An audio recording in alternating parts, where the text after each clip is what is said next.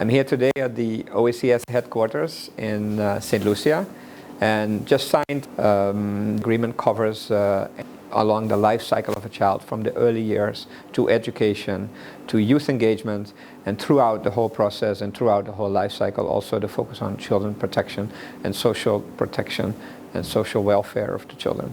So this is a comprehensive agreement, and OECS is really a critical partner for us in terms of making sure that whatever we do in the countries, in the different countries of the OECS, also gets replicated and transformed into the other countries. And that's critical for an organization like UNICEF, where we are covering many different countries.